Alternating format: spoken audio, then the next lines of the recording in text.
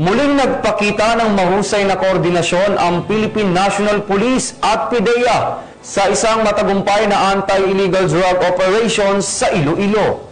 Ang pinagsanib na aksyon ng dalawang ahensya ay nagresulta sa pagkakahuli ng mga sospek at pagkakakumpiska ng iligal na droga, patunay ng kanilang patuloy na pagsisikap na labanan ang kriminalidad at protektahan ang komunidad.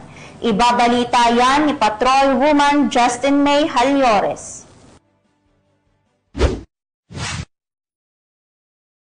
Arestado ang 3 individual sa isinagawang bypass operation ng mga operatiba ng PDEA 6, katuwang ang kapulisan, sa Barangay Bitoon, Haro, Iloilo nito lamang ika-23 ng Nobyembre taong kasalukuyan. Kinilala ang mga nadakip na sina alias Chito Agi na pangunahing target ng operasyon at dating preso, alias Dave, 23 anyos at alias JM, 24 anyos. Batay sa masusing pagmamanman, itinuring di umanong drug den ang naturang lugar matapos matukoy na ginagamit umano ni alias Chito ang kanyang mismong bahay para sa aktibidad na may kinalaman sa iligal na droga. Mariin namang itinanggi ng 3 na sila ay gumagamit o nagbebenta ng nasabing ipinagbabawal na gamot. Na-recover sa operasyon ang 13 plastic sachet ng suspected shabu at kasalukuyang nasa kustodiya na ng mga otoridad ang mga sospek para sa kaukulang dokumentasyon at nakatakdang sampahan ng kasong may paglabag sa Republic Act 9165 o ang Comprehensive Dangerous Drugs Act of 2002. Muling pinatunayan ng Philippine National Police at Philippine Drug Enforcement Agency